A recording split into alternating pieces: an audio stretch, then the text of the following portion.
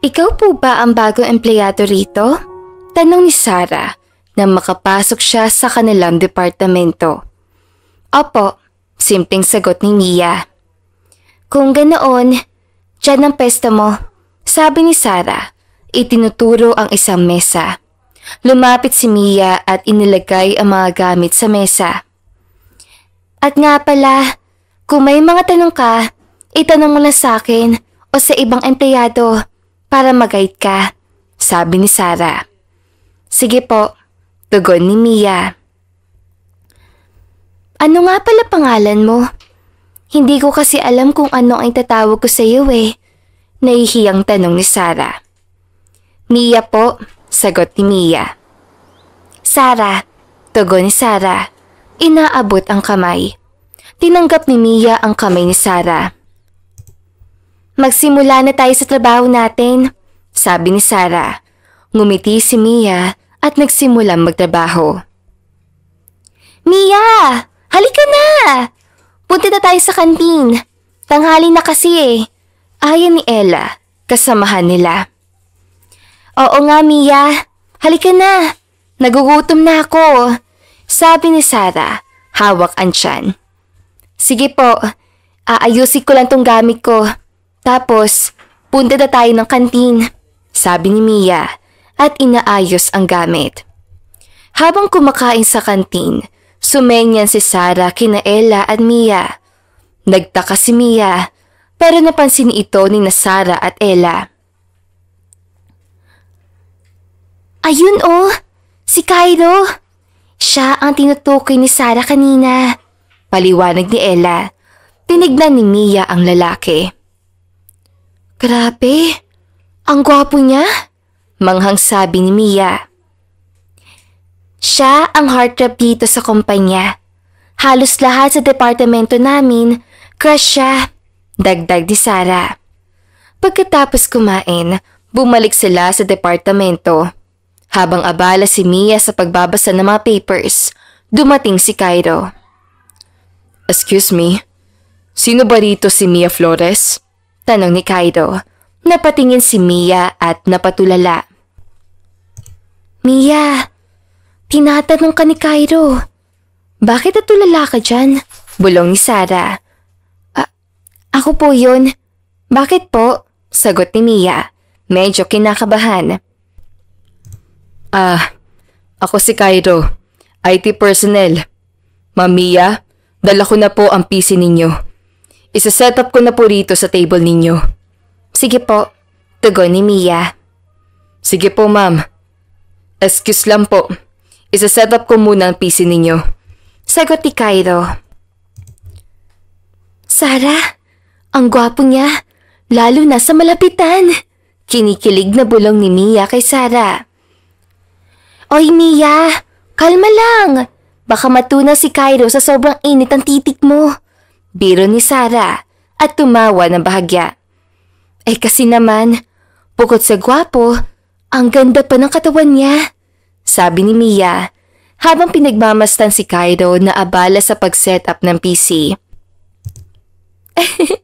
Naku Mia, mas malala ka pa pala sa akin, natatawang sabi ni Sarah. Habang nag-uusap, hindi mapigilan ni Mia na tumingin kay Cairo. Sa kabila ng pagkabighani, naisip niya mag-focus sa trabaho. Pero lagi siyang nauuwi sa pagtingin kay Cairo. Kinabukasan, excited si Mia. Hindi niya maikakaila na excited siyang makita si Cairo. Habang papasok, naisipan niyang daanan ang departamento ni Cairo. Nakita niya si Cairo na abala sa mga computer. Masaya ng araw ko dahil nakita na kita, bulong ni Mia sa sarili. Hindi niya mapigilan ang pagngiti. Sa bawat araw na nakikita niya si Cairo, lumalalim ang paghanga niya. Sarah! Tawag ni Mia kay Sarah na busy sa computer. May kailangan ka ba? Tanong ni Sarah. Nakatingin pa rin sa computer. Marunong ka ba maglagay ng virus sa computer? Tanong ni Mia. Oo. Bakit mo natanong? Tanong ni Sarah at ibinaling ang tingin kay Mia. Bigla namang nagbago ang ekspresyon ni Sarah.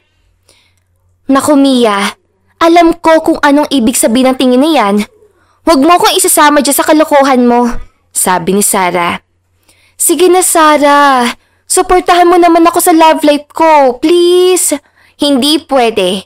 Kapag nahuli tayo nilalagyan ng virus ang computer, mawawalan tayo ng trabaho. Hindi naman nila malalaman kung hindi mo sasabihin.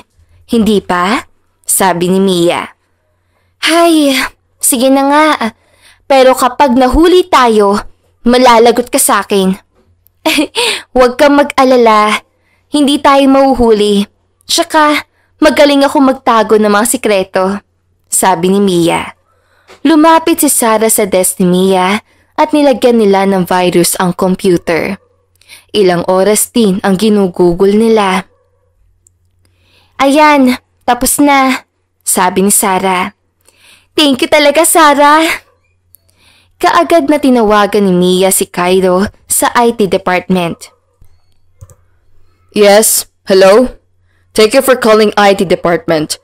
What can I help you today? Yes, hello, IT department? Pakiayos itong wasak kong puso. Yung computer ko pala, sabi ni Mia. Ano po bang problema sa computer niyo, Ma'am Mia? Tanong ni Cairo. Di ko rin alam eh. Pwede bang pumunta ka dito para ma-check mo yung computer ko ng personal?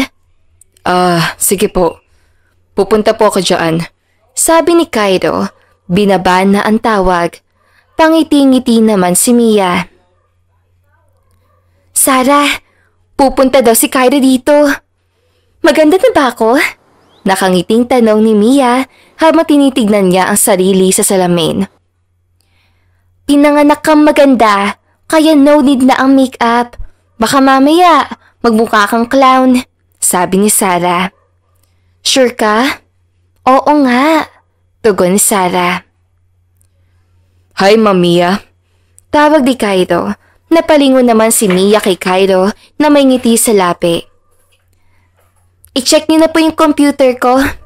Nakangiting sabi ni Mia. Sige po. Tugon ni Cairo at sinimula na niyang itong i-check ang computer ni Mia. May virus po tong computer niyo. Mukhang matatagalan bago matanggal. Ayos lang po ba sa inyo, ma'am? Ay, oo naman, Cairo. Mas matagal, mas better. Nakangiting sabi ni Mia. Sinundot siya ni Sarah sa tagiliran. Baka po kasi makakaabala ako sa inyo sa work niyo. Dahil matatagalan bago ko matanggal ang virus dito sa computer niyo.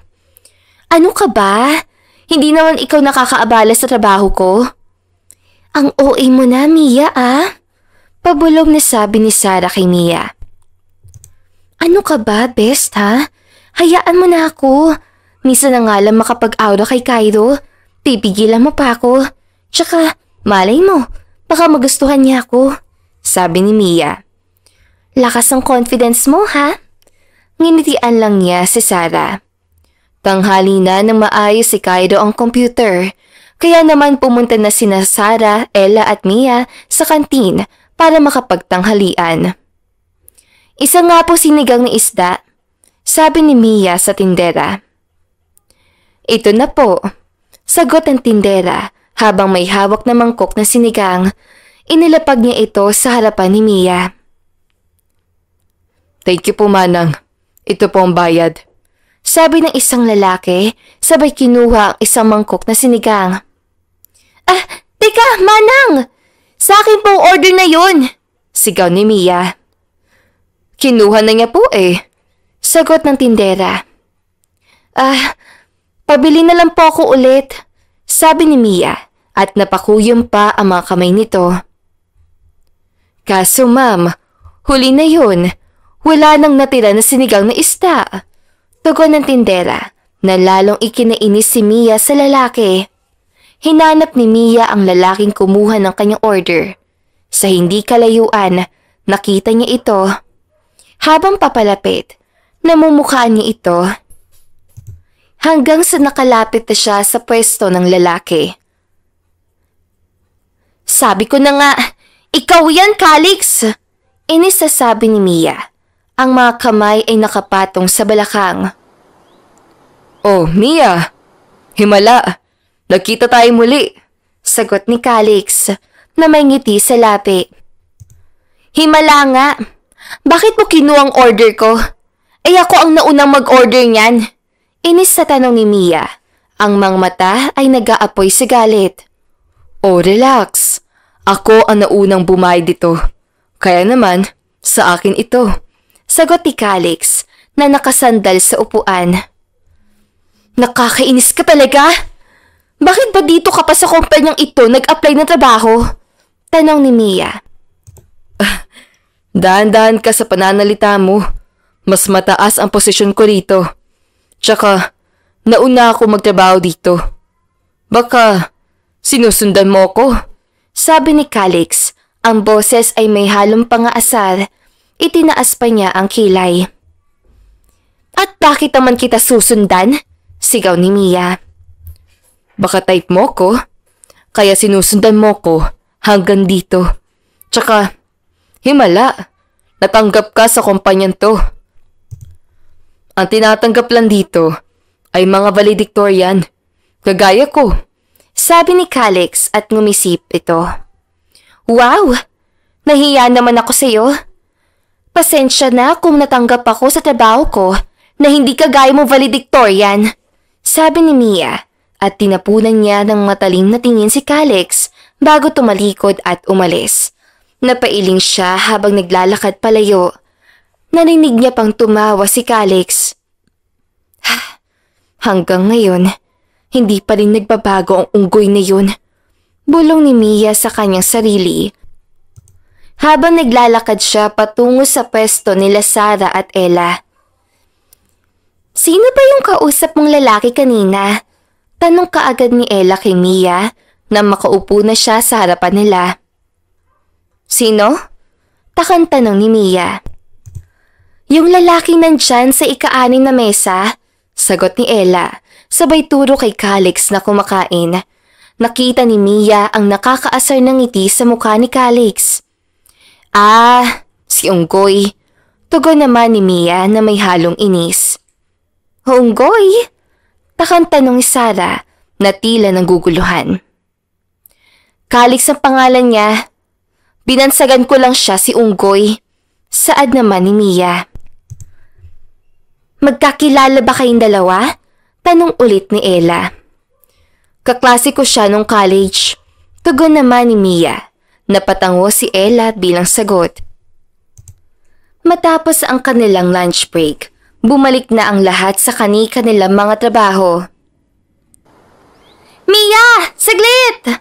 Napahinto si Mia sa paglalakad at tumingin kay Sarah na papalapit sa kanya. Bakit? Tanong ni Mia. Narinig mo na ba ang chismis? Tanong ni Sarah habang malawak ang ngiti nito. Ano ba ang chismis natin ngayon? Tanong ni Mia. Noong nasa labas ka kasi ng kumpanya, nag-announce na merong gaganaping company event bukas. Tsaka, meron daw pasabog bukas. Kaya, nakaka-excite. Sagot ni Sarah. Ang mga mata ay kumikislap sa saya. Kung ganon, kita na lang tayo bukas sa event, sagot ni Mia. Umuwi si Mia sa apartment niya upang makapaghanda ng kanyang susuotin sa company event na magaganap bukas. Ang ganda natin ngayon sabi naman ni Ella nang makita si Mia na nakaayos. Siyempre, minsan lang kasi magkaroon ng company event, kaya bonggahan na natin. Nasaan pala si Sarah? Tanong ni Mia. Ayun turo ni Ella kay Sarah na papalapit sa kanilang gawe at may hawak pang baso na may lamang wine. Habang ang lahat ay umiinom ng iba't ibang inumin, pumunta naman ng MC sa stage. Hello, mic test 1, 2, 3. Attention everyone! Bago nating tapusin ang event natin ngayon, ay magkakaroon tayo ng kaunting kasiyahan para sa mga single na ladies dyan. Pero bago yan, ay alam naman nating lahat na malaki ang naging pinsala ng Bagyong Clara sa Visayas. Kaya naman, gumawa kami ng isang programa na makakatulong sa mga single na ladies dyan na naghahanap na makakadate sa nalalapit na Valentine's Day. Kaya naman, mga ladies, I now pronounce, buy your Valentine's date guy. Nagpalakpakan ang lahat. Ang mga mata ay puno ng kasiyahan at pagkasabik. Hay nako, kapag si Cairo yan, uubusin ko talaga ang 1 buwan kong sahod, makadate ko lang siya. Wika naman ni Mia, ang mga labi ay nakangiti. Para mabili nyo ang lalaki makakadate nyo, tatawagin natin in just a few minutes. Kailangan nyo magtaasan ng presyo para mapasakamay nyo ang lalaki pinapangarap nyo sa araw ng mga puso. Ladies, naiintindihan nyo ba yon? Ang pera na malilikom dito ay itutulong sa mga nasalanta ng bagyong Clara. Huwag na natin patagalin pa. Tawagin natin ang inyong future Valentine's date guy. Walang iba kundi si Mr. Cairo Montefalco mula sa IT department. Pumunta naman sa gitna si Cairo at nagsipalakpakan ang lahat. Ang mga sigaw at tawanan ay umabot sa kisame. OMG! Si Cairo best! Ang gwapo niya! Nakikilig na sabi ni Mia, ang mga pisngi ay namumula. Ngayong gabi, gagawin ko ang lahat. Makuha ko lang si Cairo. Kahit na maubos pang 1 buwan na sahod ko. Sabi ni Mia, ang mga mata ay kumikislap sa pag-asam. Support kita dyan, best. Galingan mo sa pagbibid. Saad naman ni Sarah na puno ng tiwala sa kaibigan. Okay, simulan na po natin. Sino po ang unang magbibid upang makadate si Mr. Cairo? 1,500 pesos. Sigaw ng isang babae na ikinataas naman ng isang kilay ni Mia. 2,500 pesos. Sabi naman ni Mia. Make it 3,500 pesos. Sigaw ng isa. 5,000 pesos. Sigaw ulit ni Mia. 7,000 pesos. Ay, wait. Gawin ko na lang 8,000 pesos. Sabi naman ni Rika na isa sa mga nakikipagbid. Napataas naman ng kilay si Mia dahil lumalaban sa kanya si Rika. 9,000 pesos. Sabi naman ni Mia. Mayahamon pa ba sa 9,000 pesos? Tanong ng MC. 11,500 pesos. Sigaw ng isa. Best, pwede pang pautangin mo ko? Mauubos kasi ang sahod ko eh. Sabi ni Mia. Parang sabi mo kanina, kahit na maubos ang 1 buwan mo sahod, okay lang basta makuha mo si Cairo. Best, naalala ko, kailangan ko magbayad sa apartment ko. Sagot naman ni Mia. Kung ganoon, Ken, 15,000 pesos. Sabi naman ni Calix na ikinagulat ng lahat dahil nagbid ito kay Cairo. Bakla siya? Bulong ng isa. Bakla pala si Calix. Mga bulong-bulungan ng mga tao sa paligid. Okay, meron pa bang hamon sa 15,000 pesos? Wala na ba? Dahil dyan, ang makakadate ni Mr. Cairo Montefalco ay ang nagbigay ng mas mataas na bid, si Mr. Calix Villanueva. Nagpalakpakan ang lahat. Hoy, Calix! Calix! Sigaw naman ni Mia. Yes, Mia Flores? Sagot ni Calix na may halong pangaasar. Wala akong panahon para makipag-asaran sa'yo. Hindi ko alam na bakla ka pala. Sagot ni Mia. Bakit? Anong problema mo kung bakla nga ako? Tanong ni Calix. Wala akong problema kung bakla ka. Ang problema ko lang, inagaw mo sa akin si Cairo. Mga ago kang bakla ka! Sagot ni Mia at ang mga kamay ay nakapatong sa kanyang balakang. Ako ang mga agaw? Baka nakakalimutan mo. Ako ang may pinakamataas sa bid, kaya ako ang nanalo. Kaya naman, mas mabuting umuwi ka na dahil may nanalo na at ako yun. Saad ni Calix, sabay nagboses babae pa. Paklang mga agaw! Bruha ka! Sigaw ni Mia, ngunit hindi naman siya pinansin ni Calix na tila masaya sa kanyang tagumpay. Mabilis lumipas ang mga araw at Valentine's Day na nga. Si Mia ay abala sa pagtatype sa kanyang computer. Ang mga daliri ay mabilis sa gumagalaw sa keyboard. Ang kanyang mukha ay seryoso at nakatuon sa kanyang trabaho. Mia, sinabi sa akin ni Ella na mag-overtime ka raw ngayon. Araw ng puso kaya dapat magsaya tayo kahit wala tayong kadate, sabi ni Sarah. Kailangan ko matapos ito ngayong gabi para maipasa ko ng report ko bukas, sagot ni Mia. Ang mga mata ay nananatiling nakatuon sa computer. Bahagya siyang napabuntong hininga. Sige, hindi kita pipilitin. Tsaka nga pala, si Calix, nagtataka ako sa kanya, sabi ni Sarah habang pinaglalaruan ng kanyang buhok. Bakit naman?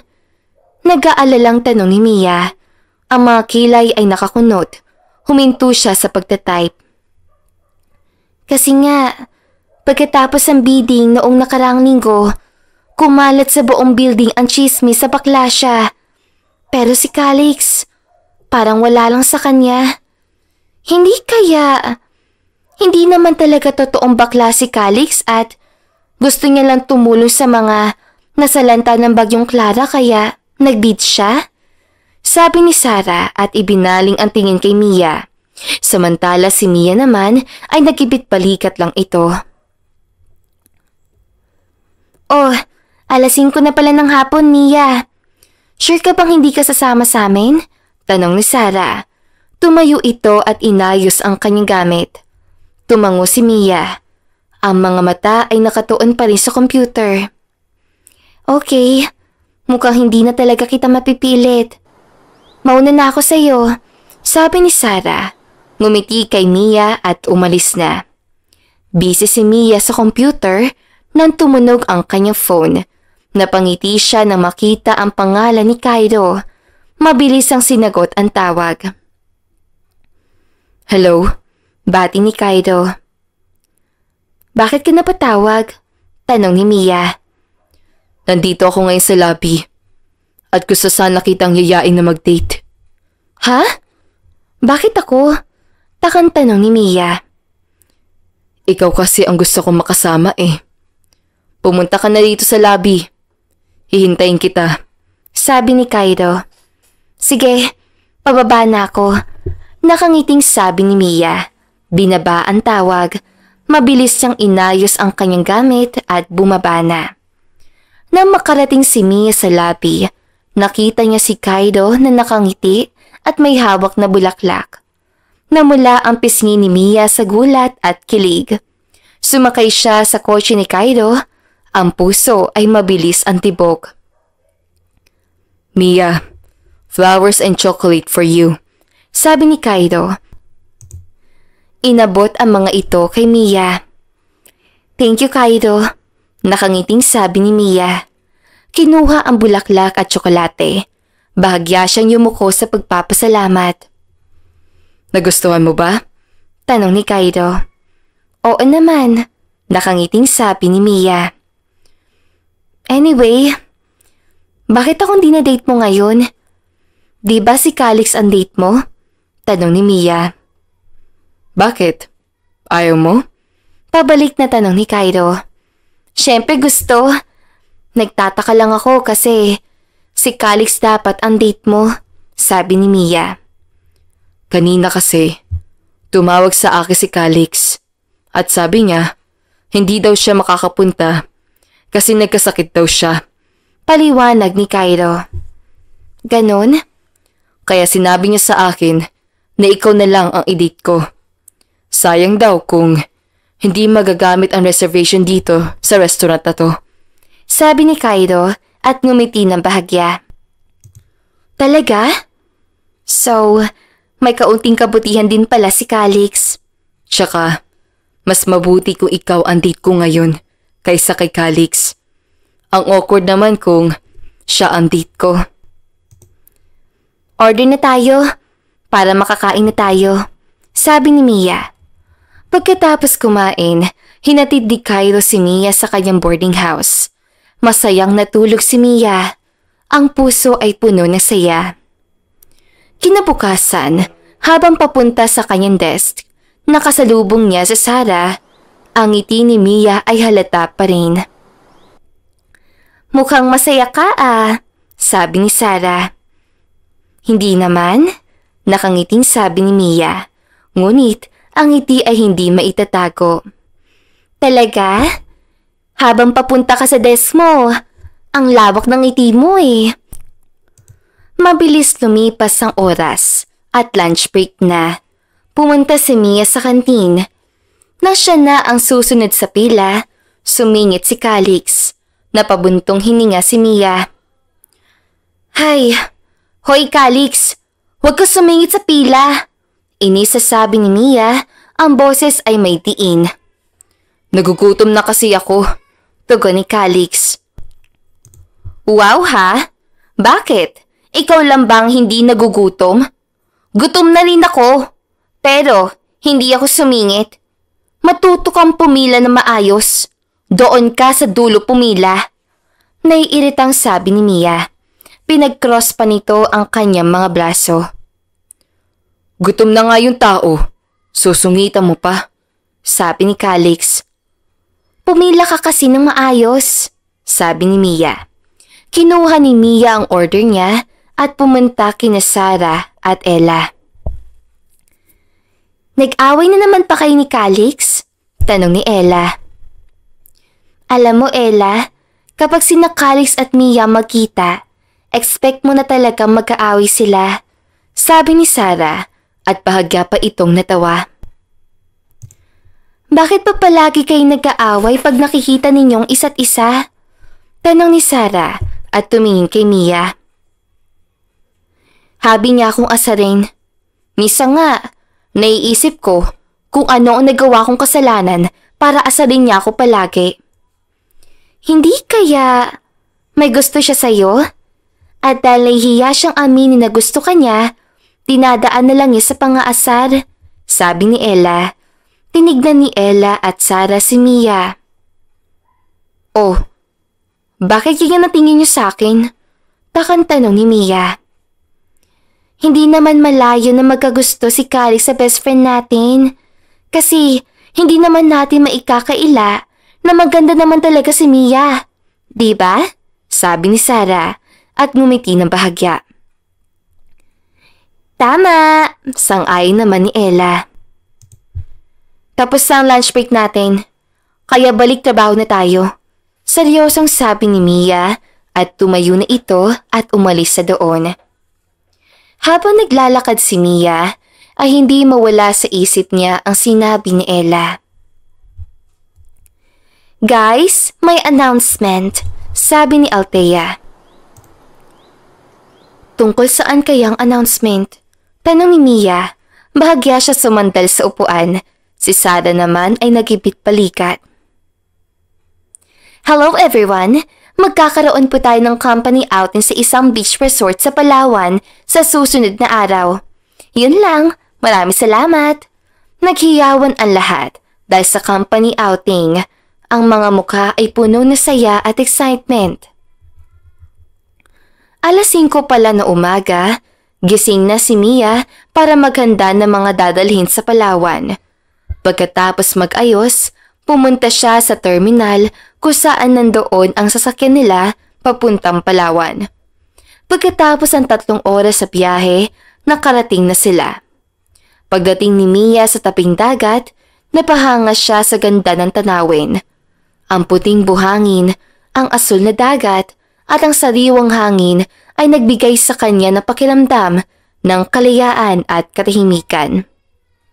Grabe! Ang ganda rito! At ang tubig! Napakalinaw! Manghang sabi ni Mia. Di ba? Si Cairo yun? Sabi ni Sarah, tinuturo si Kaido na naliligo sa dagat. Ang pogi niya, mahinang sabi ni Mia. Mia, punta lang ako kila Ella, sabi ni Sarah. Sige, sagot ni Mia. Umalis si Sarah. Umupo si Mia sa buhangin at pinanood si Kaido. Ay, ang ganda talaga ng view, sabi ni Mia, nakangiti at nakatingin kay Kaido. Nasaan dyan ang magandang view? Tanong ni Calix na kinagulat ni Mia. Oh, ano naman ang ginagawa mo rito? Tanong ni Mia. Nagsiswimming, sagot ni Calix. Umalis ka nga sa harapan ko. Panira ka ng view, sabi ni Mia. Wow! Makapagpalayas! Akala mo sa'yo tong beach na to. At saka, saan ang view dyan? Tanong ni Calix. Saan pa ba? Di si Kaido. Ang ganda ng hubog ng katawan niya. At ang gwapo pa, sabi ni Mia. Hoy Mia, para ka ng ewan dyan. Tululaway ka pa. Punas-punas din. Tsaka, kay Kaido ka magkakandara pa. Mas magandang katawan ko at mas gwapo ako kay Kaido.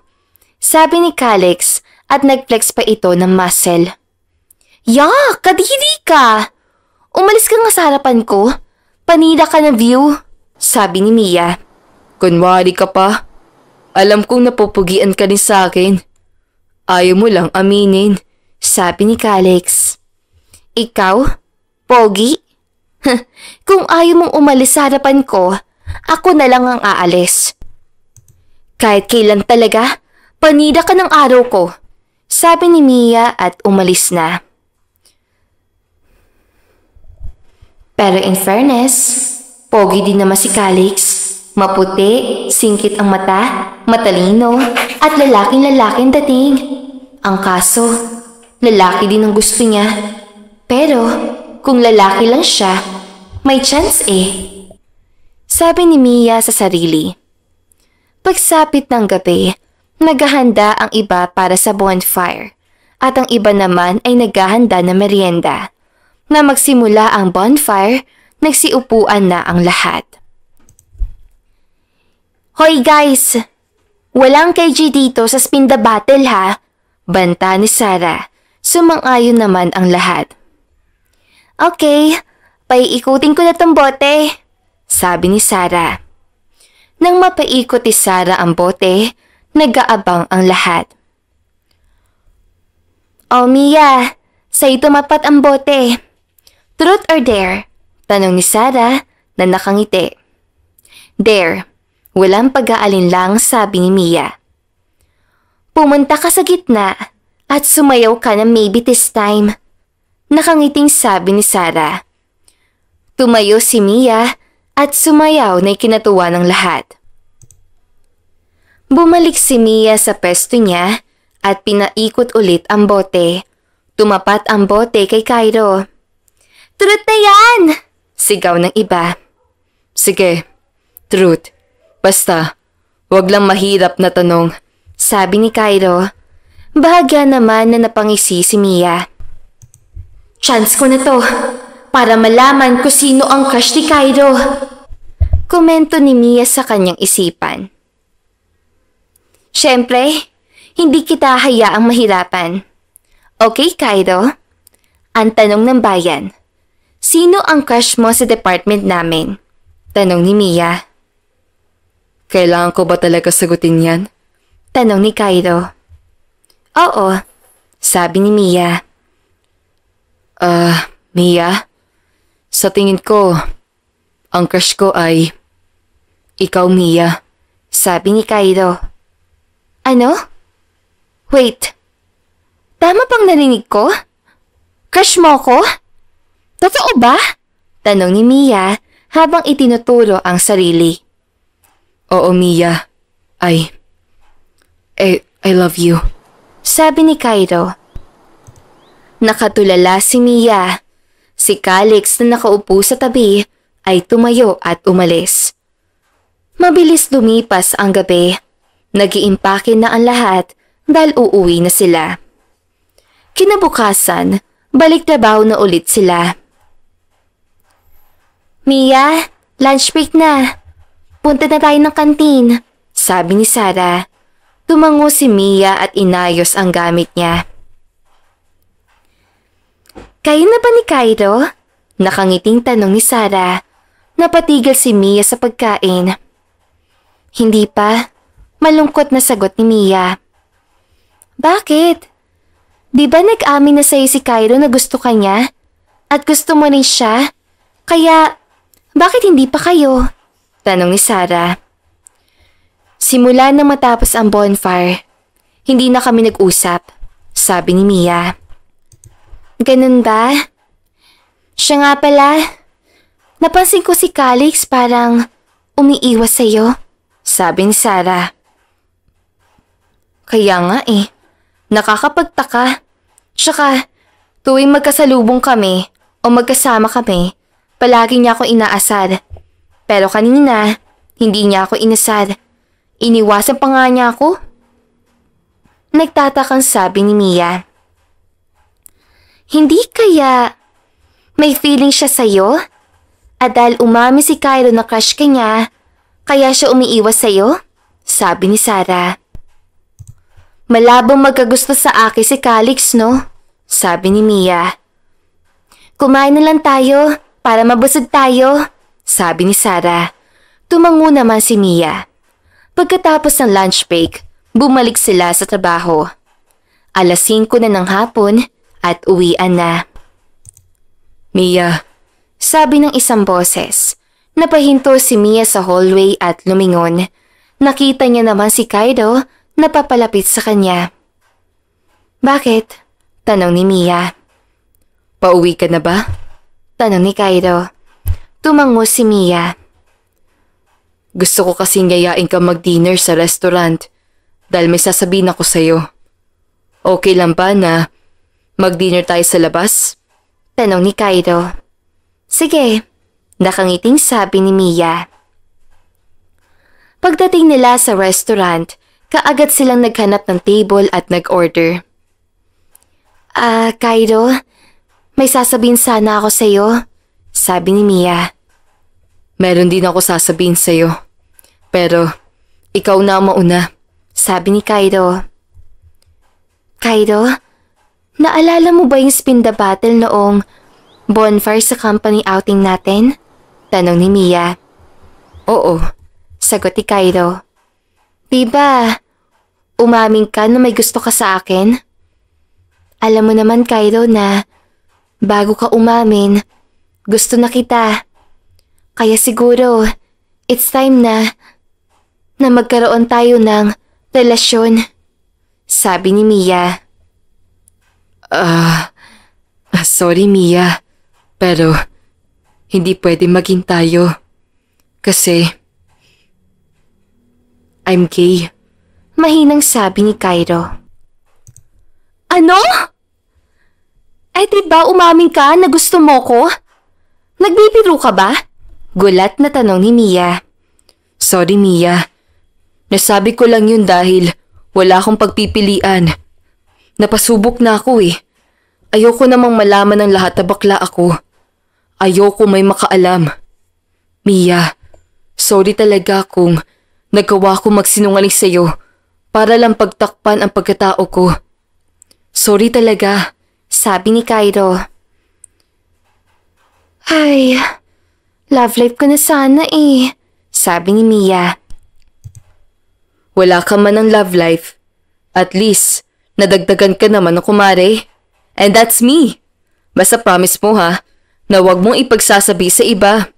Sabi ni Cairo.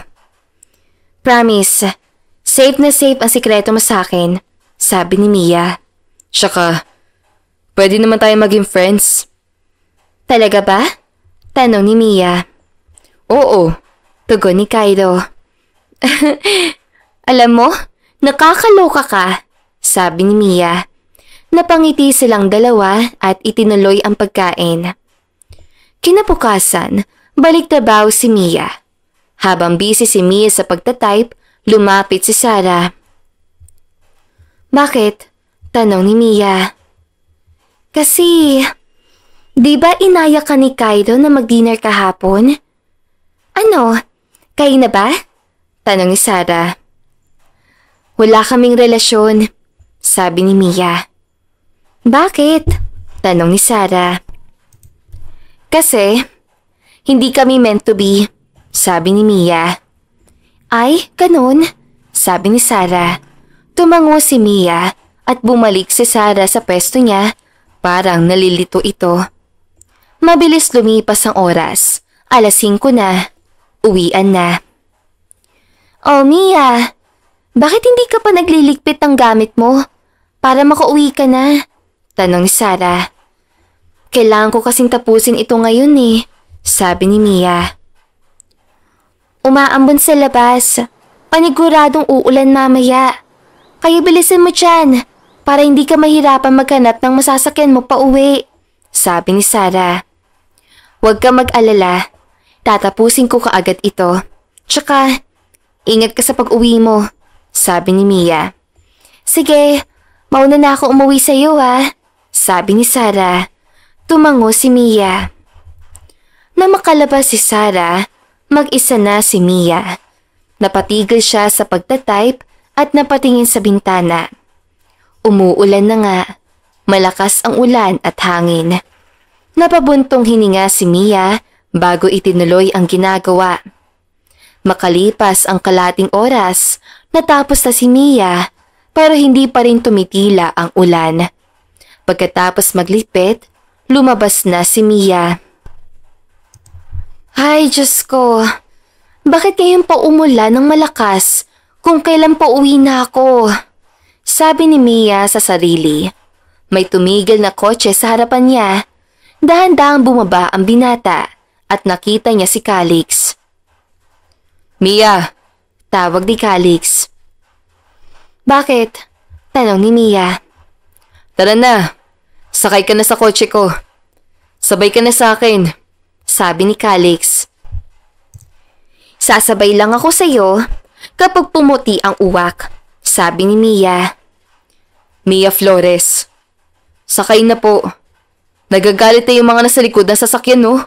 Tsaka, gabi na, sabi ni Calix. Oo na, sasakay na, sabi ni Mia. Pakipot pa, sasakay din naman, sabi ni Calix. Naku Calix, kung pinasakay mo lang naman ako sa kotse mo para asarin mo, ibaba mo na lang ako dyan sa kanto, sabi ni Mia. Ang init naman ng ulo mo. Ay, saan ka ba nakatira? Para mahatid kita, sabi ni Calix. Sa impyerno. Bakit? Sama ka? Tanong ni Mia. Parang hindi ka naman nakatira sa impyerno. Kasi mukha kang anghel, sabi ni Calix. Ewan ko sa'yo, sabi ni Mia. Mia, galit ka ba? Tanong ni Calix. Hindi, tuwang-tuwa ako oh. Ito pa, oh, nakangiti pa, sabi ni Mia. Naiinis ka ba kapag inaasar kita? Tanong ni Calix. Malamang, sino ba naman ang hindi maiinis? Matanong nga kita, Calix. Bakit mo ba ako inaasar simula pa noong college tayo? Inaasar mo na ako eh. Minsan tuloy, naiisip ko kung ano ang nagawa kong kasalanan para asarin mo lagi, sabi ni Mia. Kasi, ang cute mong tignan kapag nagagalit ka, sabi ni Calix. Ano yun? Sadyang pinanganak ka para asarin ako? Tanong ni Mia. Hindi. Pinanganak ako para mahalin ka, sabi ni Calix. Napatigil si Mia. Ano? Tanong ni Mia. Mia, mahal kita. Mahal na kita simula pa noong college tayo. At hanggang ngayon, ikaw pa rin ang mahal ko. Ikaw pa rin ang tinitibok ng puso ko. Walang nagbago, sabi ni Calix. Mahal mo ko? Eh di ba, bakla ka? Inagaw mo nga sa akin si Kaido sa company event natin eh. sabi ni Mia. Tungkol pala doon, ginawa ko yun para masiguro kung hindi mo siya ma-date sa Valentine's Day. Kaso nga lang, nakita kitang malungkot dahil hindi mo na-date si Cairo. Kaya kinausap ko si Cairo na i-date ka niya. Gusto ko kasi makita ka masaya kahit na hindi ako ang dahilan kung bakit masaya ka. Mahal kita eh. Gagawin ko ang lahat para mapasaya ka. Kahit na ako na ang masasaktan. Sabi ni Calix. Mahal mo talaga ako? Tanong ni Mia. Oo nga. Sabi ni Calix. Ay wow! Ang sweet-sweet mo talaga. Sabi ni Mia. Sorry na. Hindi ko man maparamdam na mahal kita sa paraang alam mo. Basta mahal kita sa paraang alam ko. Sana hindi mo pagdudahan itong pagmamahal ko para sa'yo. Handa ako maghintay hanggang sa tanggapin mo ako bilang boyfriend mo. Sabi ni Calix. Ewan ko sa'yo. Sabi ni Mia. Naku, pabebe pa. Sabi ni Calix. Sabi ni Mia. Hindi naman talaga bagay sa'yo ang maging pabebe. Ang bagay sa'yo, maging bebe ko. Sabi ni Calix. Tumigil ka nga. Sabi ni Mia. Opo, bebe ko? My future bebe pala. Sabi ni Calix. Natigilan si Mia. Medyo napatawa na bahagya. May halong pagkainis at pagkailang siya dahil sa pagiging makulit ni Calix.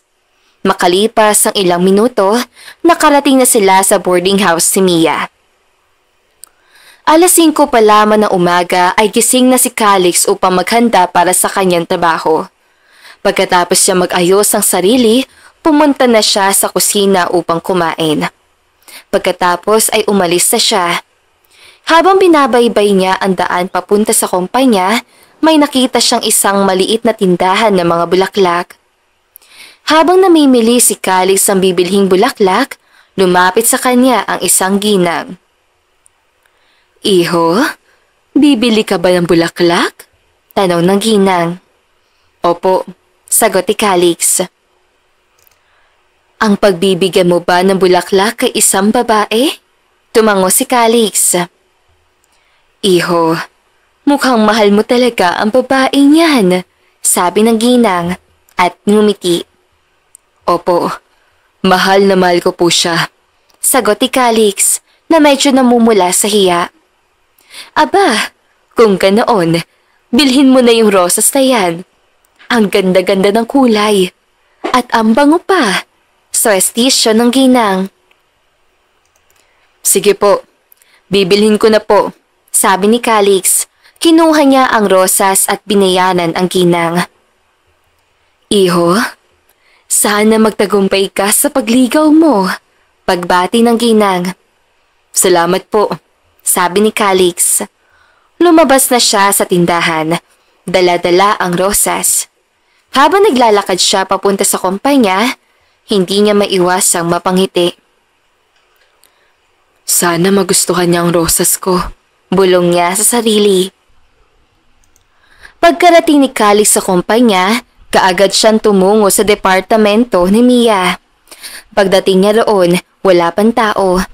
Pumunta siya sa desk ni Mia at ipinataw ang 3 piraso ng rosas sa mesa. Makalipas ang kalahating oras, dumating na ang mga empleyado, kasama na si Mia. Nagulat si Mia nang may makita siyang bulaklak sa kanyang mesa. Sarah? Alam mo ba kung kanino galing to? Tanong ni Mia kay Sarah. Hindi ko alam eh. Na makarating ako dito, andyan na yan. Baka galing niya sa secret admirer mo? Sagot ni Sarah. Natigilan si Mia at naalala ang usapan nila ni Calix. Sarah, may sasabihin ako sa'yo. Saad ni Mia. Ano yun? Ano kasi, kahapon, hinatid ako ni Calix sa tinutuluyan ko. At habang nasa biyahe, umamin siya sa akin na may nararamdaman pala siya para sa akin. Talaga? Kung ganoon, Ang bulaklak na yan ay galing kay Calix. Siguro, tugon ni Mia. Ang tanong, may nararamdaman ka ba para sa kanya? Tanong ni Sarah. Ay, sino ba naman ang hindi magkakakrush sa kanya eh? Ang gwapo, matalino at kahit na inaasar niya ako, alam ko naman na mabait siya, sagot ni Mia. Kung ganoon, may chance ba siya sa'yo? Maybe. Nahihiyang sagot ni Mia. Siya nga pala, maraming nagtataka kay Calix dahil palagi daw siyang pinapapunta ng CEO sa office niya. Maraming nagsasabi na baka daw siya ang anak nito. At ito pa, malapit nang bumaba sa pwesto ang CEO at ang papalit ay ang kanyang anak. Mukhang malabo naman na si Calix ang anak ng CEO. Kasi noong college pa kami, si Calix ay hindi naman mukhang mayaman. Pero mayroon siyang kotse, sabi ni Mia. Sabagay, magtrabaho na lang tayo para maaga tayo makauwi mamaya. Mabuti pa nga, sang-ayon ni Mia. Habang nagtatrabaho si Mia, hindi niya maiwasang isipin ang sinabi ni Calix. Mia, mahal kita. Mahal na kita simula pa noong college pa tayo. Ipinilig ni Mia ang kanyang ulo. Mia, focus ka sa work, sabi niya sa sarili. Mabilis lumipas ang oras at papalubog na ang araw. Niligpit na ni Mia ang kanyang mga gamit habang naghihintay siya ng masasakyan. Biglang dumating si Calix. Hinatid siya ni Calix sa kanyang apartment at bago umalis, binigyan pa niya ng isang rosa si Mia. Samantala, si Mia naman ay nakangiti habang papasok sa kanyang apartment. Simula ng araw na iyon, palagi nilalagyan ni Calix ang desk ni Mia ng rosas at minsan may kasama pang kape at sulat. Mia, mukhang seryoso talaga si Calix sa'yo. Akalain mo, araw-araw may rosas dyan sa desk mo at may kasama pang kape. At may love letter pa. Nakikilig na sabi ni Sarah. Napangiti na lang din si Mia. Ano Mia, sasama ka ba sa amin mamaya? Tanong ni Sarah. Saan kayo pupunta? Tanong ni Mia. Kasi kanina, nag-aya si Ella na mag-inuman sa apartment niya kasi broken-hearted si Inday. Sagot ni Sarah. Napakamot si Mia sa ulo. Hindi ako makakasama kasi may date kami mamaya ni Calix eh. Hay nako, ayos lang. Ako na ang bahala kay Ella magpaliwanag sa kanya na hindi ka makakasama sa inuman mamaya. Salamat. Bawi ako sa susunod. Tumango si Sarah at ngumiti. Nasinuklian din ni Mia. Nauna nang umuwi si Sarah at si Mia naman ay naghintay kay Calix. Makalipas ang ilang minuto, dumating na nga si Calix. Binuksan ni Calix ang pinto ng kotse at pumasok na si Mia. Medyo madilim na ang paligid nang makarating sila sa restaurant. Nilalamig ka ba? Tanong ni Calix nang makita niyang niyayakap ni Mia ang sarili.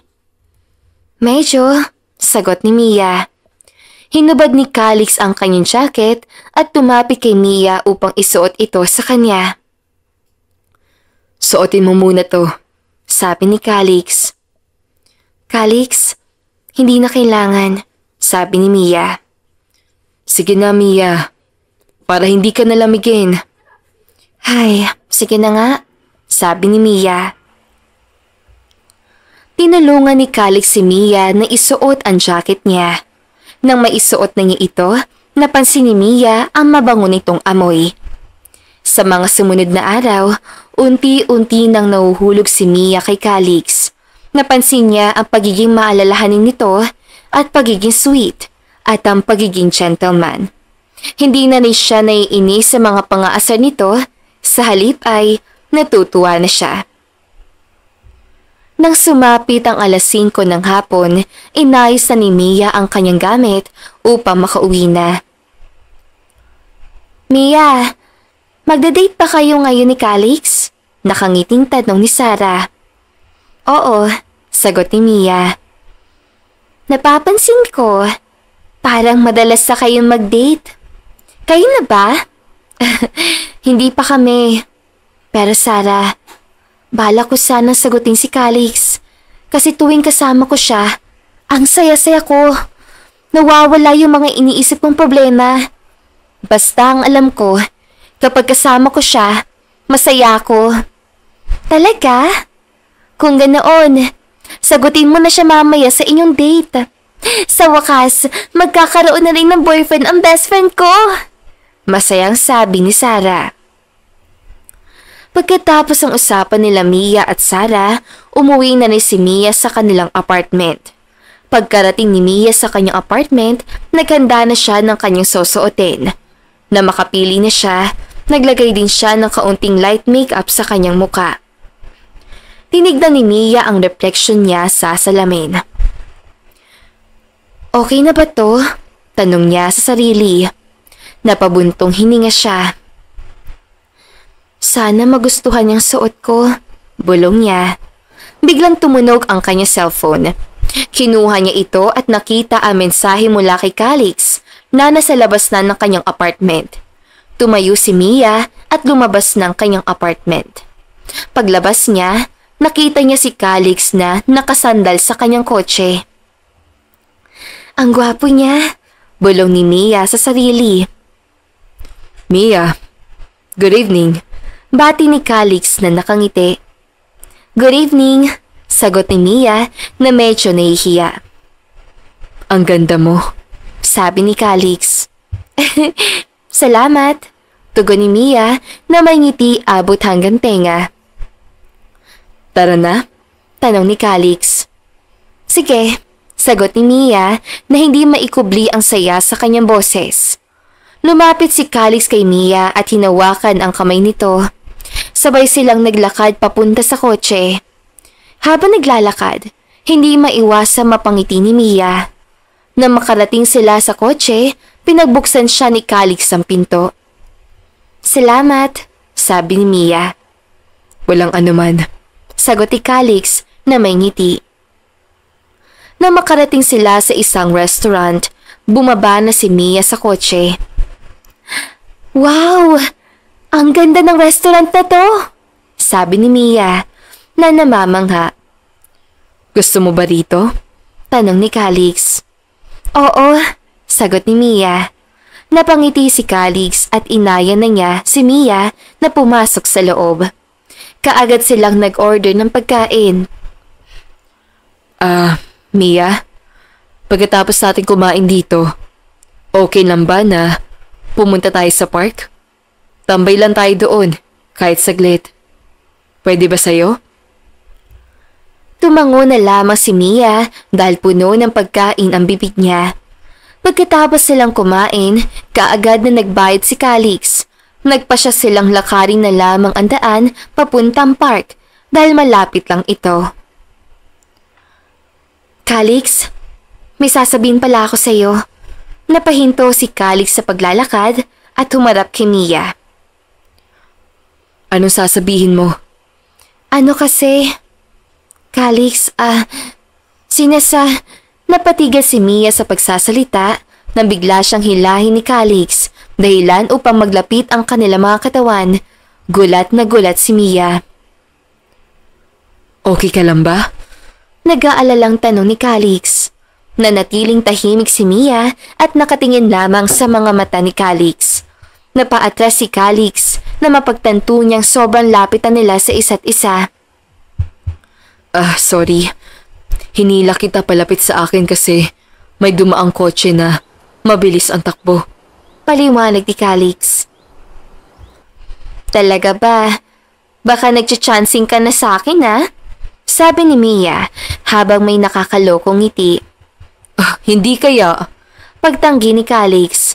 Umiwas ang tingin kay Mia. Oh, bakit ka nagagalit? Sabi nila, Kapag nagagalit, totoo daw? Tanong ni Mia habang natawa ng bahagya.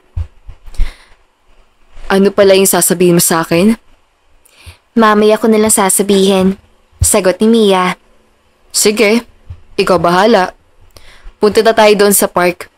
Wika ni Calix at nagpatuloy na silang maglakad papunta doon. Wow! Ang ganda pala dito! Namamanghang sabi ni Mia. Napangiti si Calix dahil nagustuhan ni Mia ang lugar kung saan niya ito dinala. Tumambay sila doon ng 1 oras. Pagkatapos, umuwi na rin sila. Nandito na tayo, Mia. Wika ni Calix na makarating sila sa harap ng apartment ni Mia. Napamulat si Mia at bahagyang kinusot ang mga mata. Bumaba si Calix mula sa kotse upang pagbuksan ng pinto si Mia. Bumaba si Mia sa kotse. Akmang tatalikod na si Mia nang may naalala siya. Calix, pwede ba tayo mag-usap sandali? Ngumiti si Calix, sabay sabing, Oo naman. Ano ba ang gusto mong pag-usapan? Okay, hindi na ako magpaligoy-ligoy pa. Calix, ang totoo, unti-unti na ako nahuhulog sa iyo. Napapansin ko ang iyong pag-aalala, ang pagiging sweet mo, at ang pagiging gentleman mo. Gusto ko sabihin na, oo, gusto rin kita. Hindi, mahal na kita. Sinasagot na kita, Calix. Nakangiting sabi ni Mia. Napatalon si Calix sa tuwa. Sa wakas! Girlfriend ko na si Mia Flores! Sigaw ni Calix. Huy, wag ka nga sumigaw. Baka magising ang mga tao. Sabi ni Mia at mahinang hinampas ang braso ni Calix. Hinawakan ni Calix ang kamay ni Mia. Pangako, mamahalin kita ng buong puso ko. Gagawin ko ang lahat para mapasaya ka. Sabi ni Calix. Pangako? Nakangiting tanong ni Mia. Nagpinky promise silang dalawa. Pangako. Sabi ni Calix.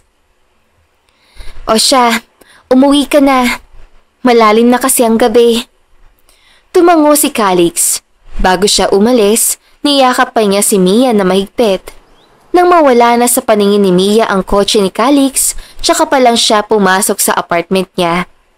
Nang makarating siya, kaagad siyang tumungo sa kanyang kama at humiga. Kinuha niya ang kanyang cellphone at tinawagan si Sheila.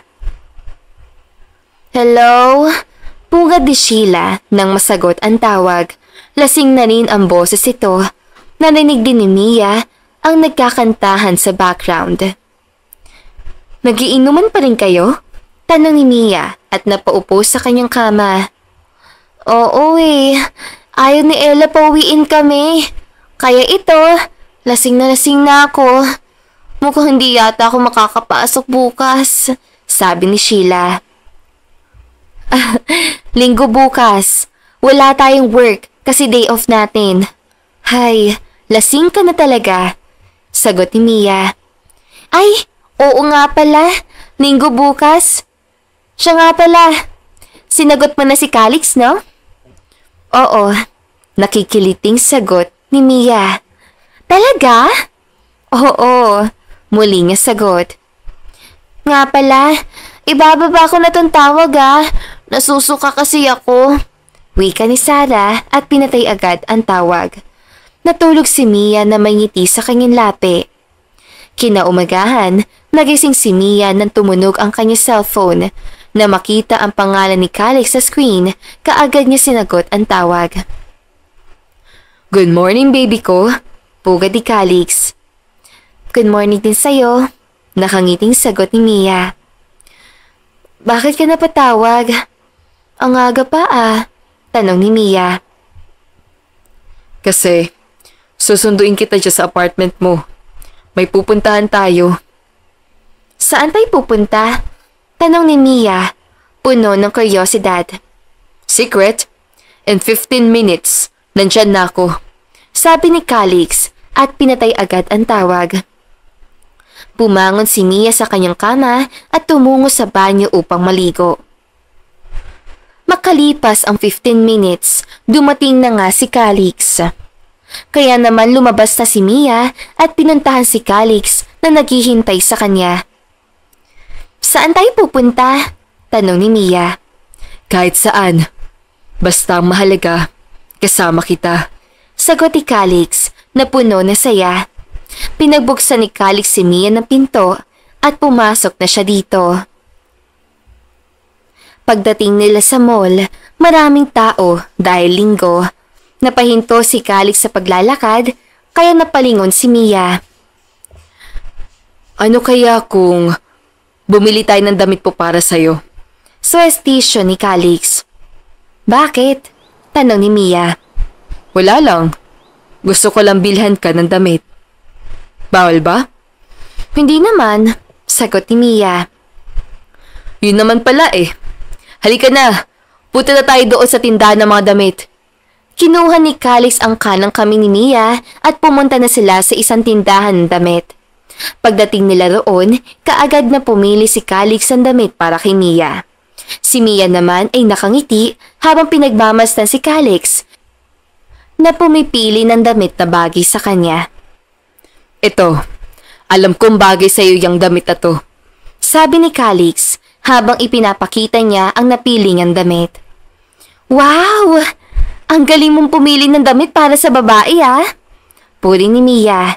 Napangiti si Calix. Tinignan ni Mia ang presyo ng damit.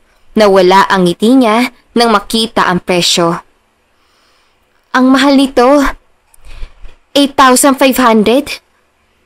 Ibalik na lang natin to. Ako naman ang magbabayad. Kaya okay lang, sabi ni Calix. Kaya lang, ang mahal ng damit na to. Ibalik na lang natin.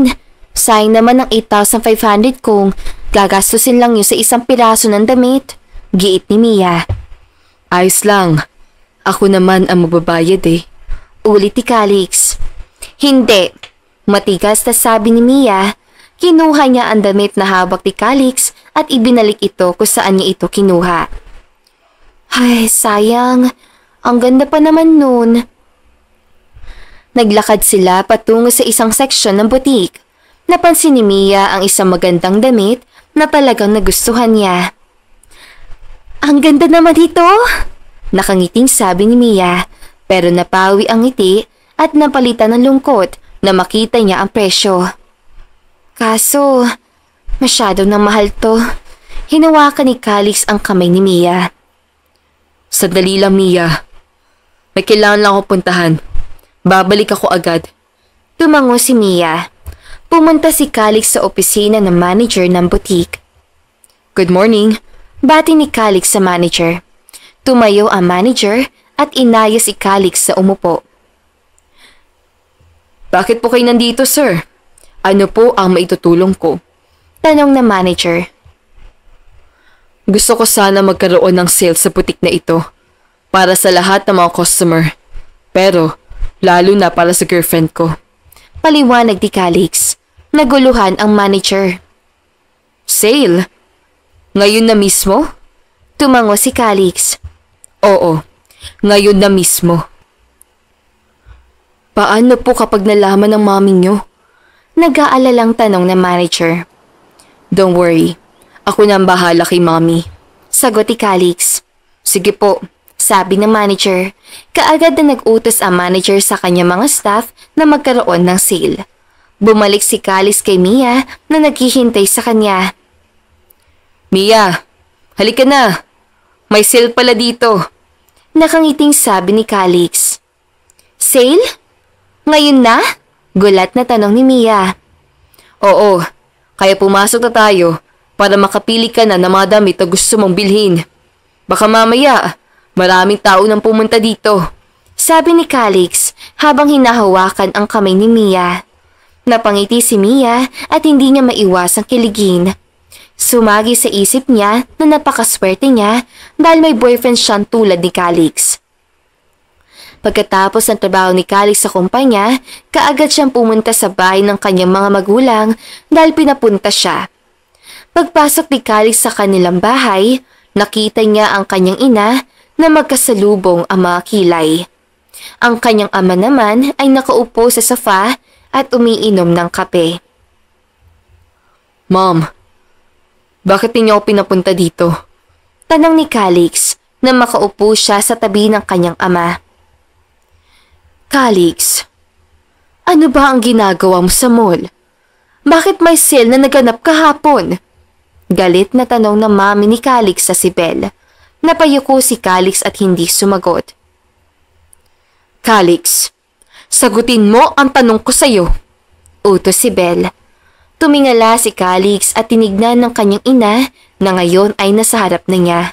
Nakapamewang. Mommy, sorry po. Gusto ko lang naman mapasaya si Mia. Mahinang sabi ni Calix. Speaking of that girl, Mia pala ang pangalan niya. Nabalitaan ko ring girlfriend mo pala ang babaeng yun. At nalaman ko ring isa siya sa mga empleyado natin sa kumpanya. Dapat mo siyang hiwalayan. Dahil mahirap lang siya. Hindi kayo bagay, sabi ni Belle. Ano ka ba, honey? Hayaan mo na ang anak natin pumili ng babaeng mamahalin niya at papakasalan. Hindi na batang anak natin. Alam na niya kung ano ang makakabuti para sa kanya.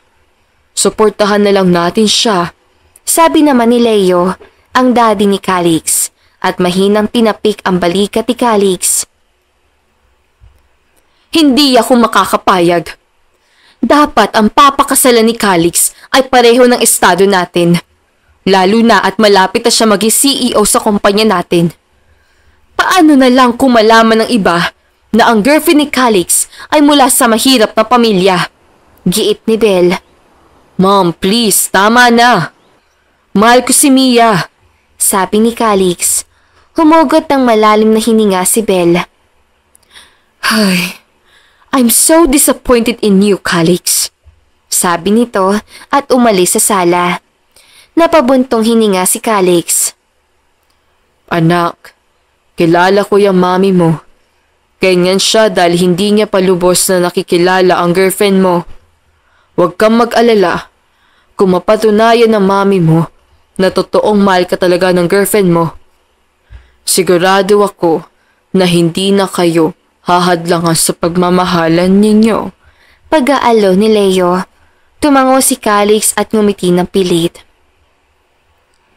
Oy, Mia! Mas lalo ka yatang gumaganda, ha? Nakangiting sabi ni Sarah at tinusok-tusok ang tagiliran ni Mia.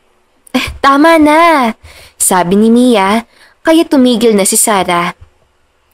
Alam mo bang, mas lalong tumitindi ang chika ngayon tungkol kay Calix? Bulong ni Sarah. Ibinaling ni Mia ang tingin kay Sarah. Chika? Anong chika tungkol kay Calix? Tanong ni Mia. Usap-usapan kasi na si Calix talaga ang anak ni Sir Leo at si Calix din daw ang susunod na CEO ng kumpanya, sabi ni Sarah. Si Mia ay bahagyang natawa. Imposible namang anak ni Sir Leo si Calix. Sino kaya ang nagkakalat ng ganyang balita? Natatawang sabi niya. Paano mo naman nasabing imposible? Nakilala mo na ba ang magulang ni Calix? Tanong ni Sarah. Nawala ang ngiti ni Mia. Hindi pa niya kasi kilala o nakita man lang ang larawan ng mga magulang ni Calix. Kaya naisip niya, baka totoo ang mga chismis. Umiling si Mia at napabuntong hininga. Hindi, imposible, bulong niya sa sarili. Pagkatapos ng trabaho, dumiretso si Mia sa kanyang maliit na apartment. Habang nakaupo siya sa kanyang kama, may kumatok sa pinto. Agad siyang tumayo. Umaasang si Calix yun. Ngunit pagbukas niya, isang eleganteng babae, medyo may edad na, ang bumungad sa kanya. Sino po kayo? Tanong ni Mia, bahagyang kinakabahan. Tinignan siya nito ng kilay at sinuri mula ulo hanggang paa. Ikaw si Mia Flores, hindi ba? Tanong nito. Nagtataka si Mia dahil kilala siya nito. Tumango na lang siya. Ako nga pala ang mami ni Calix. Belle Villanueva. Pakilala nito. Nanlaki ang mga mata ni Mia sa gulat. Mami po? Nauutal na tanong ni Mia. Yes. Hindi ba halata? Mataray na sagot ni Belle, bahagyang pinag-cruise ang mga braso. Hindi mo ba ako papapasuki sa bahay mo? Sige po. Pasok po kayo. Nauutal na sabi ni Mia. Binuksan ng malapad ang pinto para makapasok si Belle. Pumasok si Belle at bahagyang napangiwi sa liit ng apartment ni Mia. Bago umupo sa sofa, maingat niyang ilagay ang panyo sa ibabaw nito bago umupo. Tinignan niya si Mia na halatang hindi mapakali. Maupo ka. May pag-uusapan tayo. Wika ni Belle. Ang tono ay seryoso at may bahid ng otoridad. Umupo si Mia. Kinakabahan sa kung ano ang sasabihin ni Belle. Anong gusto niyo pong pag-usapan, ma'am? Gusto kong malaman mo na hindi ako pabor sa relasyon ninyo. Diretso at matigas ang tono ni Belle. Pero, mahal ko si Calix. Sagot ni Mia. Ang boses ay mahina, ngunit determinado. Talaga ba?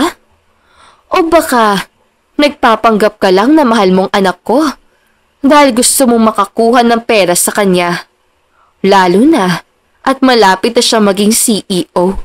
Sinabi ito ni Belle na may matalim na tingin kay Mia.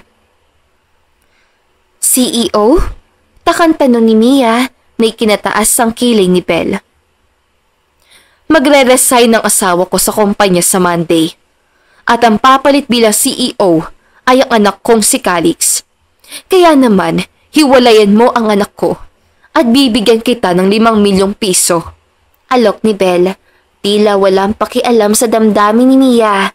Inilahad niya ang kanyang kamay na para bang nag-aalok ng isang deal. 5 milyon? Naguguluhang tanong ni Mia. Bakit po? Para sa akin. Hindi dapat ang anak ko ay makipagrelasyon sa isang babaeng galing sa mahirap na pamilya. Ayokong madala ang kahirapan sa aming pamilya. Sagot ni Belle, ang mukha ay seryoso at walang emosyon. Pasensya na po pero hindi ko po kailangan ng pera ninyo. Sagot ni Mia, ang boses ay matatag at may dignidad. Mahal ko si Calix. At hindi ko siya iiwan dahil lang sa pera. Tumaas ang kilay ni Mrs. Villanueva. Hindi niya inaasahan ang ganitong tugon. Sigurado ka ba dyan? Marami kang magagawa sa 5 milyon. Kayang-kaya mo simulan ang iyong pangarap na negosyo. Mabili ang iyong pangarap na bahay. Oo, sigurado po ako. Pagtitiyak ni Mia. Ang pera ay hindi makakabili ng tunay na pag-ibig. At ang pag-ibig ko kay Calix ay higit pa sa anumang halaga ng pera. Tumayo si Mrs. Villanueva.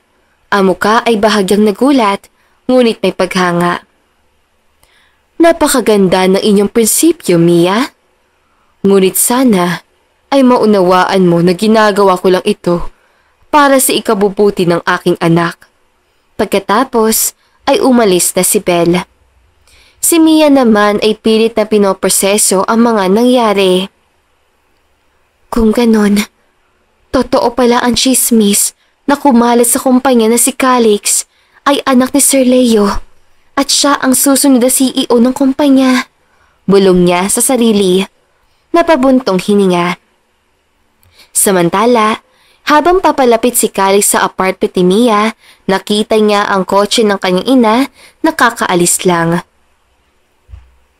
Nag-alala siya, kaya agad siyang nag-park at nagmadaling pumasok. Mia! Tawag ni Calix pagbukas niya ng pinto. Ano sinabi ng mami ko sa'yo? Calix, umupo ka muna. Tugon ni Mia. Pinapasok si Calix sa loob. Mia, kung ano man ang sinabi ni ma'am na hindi magagandang salita, ako na ang humihingi ng pasensya. Sabi ni Calix, umupo sa tabi ni Mia. Calix, Ikaw ba talaga ang anak ni Sir Leo Villanueva? Ang CEO ng kumpanyang tinatrabahuhan ko? Sabihin mo sa akin ang totoo. Tanong ni Mia. Ang mga mata ay puno ng pag-aalala. Tumango si Calix. Inalok ako ng mami mo ng 5 milyon para hiwalayan ka. Pero hindi ko tinanggap dahil mahal kita. Pero Calix, paano ko ipaglalaban ang pagmamahal ko kung magkaiba tayo ng estado sa buhay? Mahirap lang ako at mayaman ka. Sabi ni Mia, ang mga luha ay nagbabadya sa kanyang mga mata. Hinawakan ni Calix ang kamay ni Mia. Mia, hindi mahalaga sa akin ang estado mo sa buhay. Ang mahalaga ay kung gaano kita kamahal. Wika ni Calix, ang kanyang mga mata ay puno ng determinasyon. Hindi ko kayang iwanan ka dahil sa estado ng ating mga pamilya. Pero Calix, handa akong ipaglaban ka, Mia. Wala akong pakialam sa sasabihin ng iba. Ikaw ang mahalaga sa akin. Sagot ni Calix habang hinahawakan ang mukha ni Mia at pinapakita ang kanyang sinseridad. Pinunasan niya ang luha sa pisngi ni Mia. Niyakap ni Calix si Mia na mahigpit. Pagsubok lang to sa atin, Mia. Malalampasan natin ito na magkasama. Usal ni Calix. Matapos mag-usap, nagpaalam si Calix na aalis na. Pag-uwi ni Calix, nakita niya ang kanyang ama sa sala. Dad, si Mami, nasaan? Tanong ni Calix. Nandoon sa kwarto. Bakit? Tugon ng ama. Nagmamadaling pumunta si Calix sa kwarto ng kanyang ina. Nakita niya ang kanyang ina na nasa study table. Tila hinihintay siya. Bakit ngayon ka lang? Kanina pa kita hinihintay. Tanong ni Belle. Mom. Panimula ni Calix. Ang boses ay may halong lungkot at galit. Mom, bakit mo yung ginawa? Ginawa? Anong ginawa ko? Takang tanong ni Belle. Bakit ninyo inalok si Mia ng 5 milyon para lang hiwalayan niya ako? Nag-aalala ba kayo sa sasabihin ng iba na ang anak ng isang bilyonaryo ay nagmahal ng babaeng mahirap? Mas mahalaga pa ba sa inyo ang kayamanan, karangalan, at posisyon kaysa sa kaligayahan ng iyong nag-iisang anak? Mas mahalaga pa ba sa iyo yun, Ma'am? Naiiyak na sabi ni Calix. Lumapit si Belle at niyakap si Calix na mahigpit. Marahang hinahaplos ang kanyang likod. Mukhang sumobra yata ako. Dahil sa ginawa ko, nasaktan tuloy ang anak ko. Patawarin mo si Mami, ha?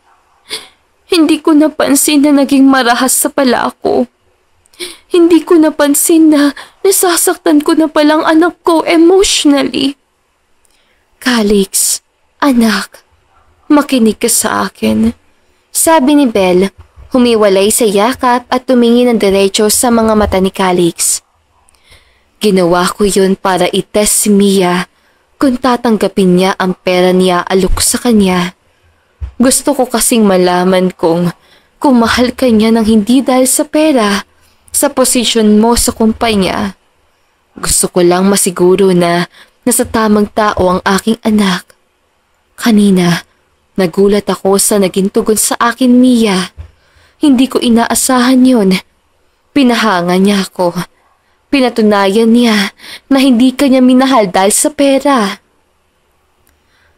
Sinabi ko na sa'yo, Calix, na ginagawa iyon ng mami mo para itest ang girlfriend mo kung totoong mahal ka niya talaga. Kasi wala namang magulang na hayaan ng anak niyang manatili sa taong sasaktan lang ito. Sabi ng ama ni Calix, lumapit at sumama sa yakap na mag-ina. Habang nagluluto si Mia ng kanyang almusal, may kumatok sa kanyang pinto. Nagtaka siya dahil maaga pa at wala siyang inaasahang bisita. Napatigil siya sa pagluto at pinatay ang apoy bago dahan-dahang binuksan ang pinto. Sino kaya to? Tanong niya sa sarili. Bago makita si Calix, Oh, Calix! Bakit ka nandito? 6:00 pa na ng umaga, sabi ni Mia. Hindi mo ba na-receive ang text ko kagabi? Tanong ni Calix. Naka-off ang cellphone ko simula kagabi at hanggang ngayon, sagot ni Mia at napakamot siya sa kanyang ulo. Kaya pala hindi kita makontak kagabi, sabi ni Calix. So, bakit ka nandito ng ganitong oras? Tanong ni Mia. Kasi, pinapapunta ka ni Mami sa bahay at eksaktong 7:00 na umaga, dapat andoon na tayo. Bakit niya ako pinapapunta? Tanong ni Mia at bahagyang kinabahan. Hindi ko alam. Tinanong ko siya kagabi, pero hindi niya ako sinagot. Ganoon ba? Sige, magbibihis lang ako, sabi ni Mia. Sige, sagot ni Calix at ngumiti ng bahagya. Mabilis sa pumili si Mia ng damit mula sa kanyang cabinet. Bago siya umalis ng apartment, pinatay niya ang mga ilaw at aircon para makatipid sa kuryente. Magkahawak kamay silang naglakad patungo sa kotse ni Calix. Pinagbuksan siya nito ng pinto. Salamat, sabi ni Mia. Sumakay siya at umupo sa passenger seat. Si Calix naman ay sumakay sa driver's seat at nagsimula magmaneho. Nang makarating sila sa bahay ni Calix, nagdadalawang isip si Mia kung tutuloy siya o hindi. Napalingon si Calix na mapansin niyang hindi sumusunod sa kanya si Mia. Nakita niya si Mia na nakatayo sa gate, tila nag-aalangan. Mia, halika na, sabi ni Calix. Lumapit kay Mia at hinawakan ang kamay nito. Pero Calix, sabi ni Mia, kita sa kanyang muka ang pag-alinlangan. Mia, huwag kang matakot. Nandito ako sa tabi mo, sabi ni Calix. Ngumiti ito at hinawakan na mahigpit ang kamay ni Mia. Humugot ng malalim na hininga si Mia bago tuluyang pumasok sa bahay. Pagkapasok nila, sinalubong sila ng mga magulang ni Calix at inanyayahan silang umupo sa sofa. Pinapunta ko si Mia dito sa bahay kasi gusto kong malaman kung magaling siya magluto, sabi ng mami ni Calix at ngumiti siya ng bahagya kay Mia. Ayoko naman kasi na ang mapapangasawa ng anak ko ay hindi marunong magluto. Kaya naman, Mia, palulutuin kita ng adobong manok kasi isa yon sa mga paborito ni Calix. Halika, sumunod ka sa akin sa kusina. Dagdag pa nito, sabay tayo at pag-anyaya kay Mia. Nakangiti si Mia habang sumunod. Ang lahat ng sangkap para sa pagluluto ng adobo ay nakahanda. Binigay naman ni Belle ang isang pirasong papel kung saan nakasulat ang mga hakbang kung paano lulutuin ang adobong manok. Kaagad naman na nagsimula si Mia sa pagluluto. Makalipas ang 1 oras, luto na ang adobong manok, kaya agad naman itong isinalin sa isang mangkok at tinikman ito ni Belle. Kamusta po ang lasa? Tanong ni Mia. Tinignan siya ni Belle at ngumiti. Sobrang sarap. Nakangiting sabi ni Belle na ikinatuwa ni Mia. Talaga po? Tanong ni Mia. Ang puso niya ay pumintig sa saya. Tumango si Belle. At dahil dyan, tinatanggap na kita bilang girlfriend ng anak ko. Nakangiting sabi ni Belle. Si Mia naman ay naluluha sa tuwa. Hindi makapaniwala sa mga nangyari. Sa mga sumunod na linggo, madalas na nagpunta si Mia sa mansyon ng Villanueva. Natututo ng pagluluto kasama si Belle. Dumating ang araw ng pagreretiro ng ama ni Calix at ang kanyang pag-akyat bilang CEO. Dumalo ang buong pamilya Villanueva kasama si Mia sa pagdiriwang ng hapunan. Nagbigay ng taos-pusong talumpati si Calix. Nagpapahayag ng kanyang pasasalamat at ng kanyang pangako sa kanyang pamilya at kumpanya. Lumipas ang 3 taon at patuloy pa rin ang relasyon nila Calix at Mia. Sa loob ng 3 taon, naging mas maayos ang takbo ng kumpanya sa pamamahala ni Calix. Mia! Bilisan mo na dyan! Nandyan na kasi ang driver ni Calix! Sigaw ni Sarah sa labas ng pinto ng banyo. Oo, ito na! Tugon ni Mia. Hay, bakit ka pa kasi nagmamadali? Alas 7 pa naman na simula ng event. Alas 6 pa lang. Excited mo naman? Sabi ni Mia. Siyempre excited ako. Kasi big event yon. At hindi lang yon. Special din ng event na yun ni Calix. At sa'yo. Kaya excited talaga akong masaksihan ang mangyayari mamaya. Nakangiting sabi ni Sarah. Paano magiging special sa akin ang event mamaya? Siguro kay Calix kasi 20th anniversary ng kumpanya. Pero ang pinagtataka ko lang, parang hindi ngayon ang anniversary ng kumpanya eh. Tanong ni Mia at naguguluhan. Ano ka ba? Ngayon kayang anniversary ng kumpanya? Sagot ni Sarah. Umiwas ng tingin kay Mia, tila may itinatagong lihim. Ewan ko sa'yo. Tara na, sabi ni Mia. Kinuha ang kanyang sling bag mula sa kama. Iyan ang suot mo? Simple dress? At hindi ka man lang maglalagay ng kaunting make-up?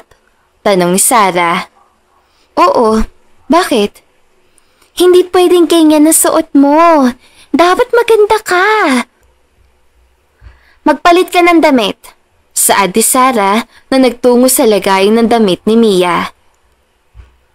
Nang makapili si Sarah ng damit para kay Mia, isang eleganteng gown na kulay asul ang kanyang napili. Maganda to sa'yo, sabi ni Sarah. Inaabot kay Mia ang gown. Magpaganda ka para kay Calix. Napangiti si Mia. Hindi nga alam kung bakit, pero kinakabahan siya. Isang kakaibang kaba na hindi nga maipaliwanag. Mabilis na nagbihis si Mia. Pagkatapos ay inayos si Sarah ang buhok at makeup niya. Nang matapos, halos hindi na makilala ni Mia ang sarili. Parang ibang tao siya. Mas maganda, mas elegante. Pagdating nila sa venue, isang malaking hotel ballroom. Napahanga si Mia sa ganda ng paligid, eleganteng dekorasyon, masasarap na pagkain at mga taong nakasuot na magagandang damit. Pero ang atensyon ni Mia ay agad na napunta kay Calix. Nakatayo siya sa gitna na stage, nakangiti at nakatingin sa kanya. Na magkasalubong ang kanilang mga mata, isang kakaibang kuryente ang dumaloy sa katawan ni Mia para may kung anong magic sa pagitan nila. Habang papalapit siya kay Calix, naramdaman niya ang pagbilis ng tibok ng kanyang puso. Mia, bulong ni Calix na makalapit si Mia sa kanya. Ang ganda mo. Ikaw din, nahihiyang sagot ni Mia. Biglang nagsalita ang MC. At ngayon, para sa ating espesyal na sorpresa. Biglang nagpatugtog ng isang romantic na musika. Hawak ang kamay ni Mia, hinila siya ni Calix papunta sa gitna ng dance floor. Habang sumasayaw sila, napansin ni Mia ang isang malaking screen sa likod ng stage. May mga larawan nila ni Calix mula noong sila magkakilala hanggang sa kasalukuyan. At sa huling larawan, nakasulat ang mga salitang, "Will you marry me?" Lumuhod si Calix sa harap ni Mia. May hawak na isang maliit na kahon. Nangingilid ang mga luha ni Mia sa sobrang saya at gulat. Mia, sabi ni Calix, mahal na mahal kita. Will you marry me? Hindi na nakapagsalita si Mia. Tumango na lang siya at niyakap si Calix na mahigpit. Yes, bulong niya habang tumutulo ang mga luha niya. Lumipas ang mga taon at nagkaroon sila ng 2 anak, isang lalaki at isang babae. Masaya silang namumuhay bilang isang pamilya. Ang kanilang pag-iibigan ay patunay na ang pagmamahal ay kayang daigin ang lahat ng pagsubok. At dito na nga po nagtatapos ang magandang istoryang ito. Don't forget to like, share, and subscribe. Hanggang sa muli. Paalam!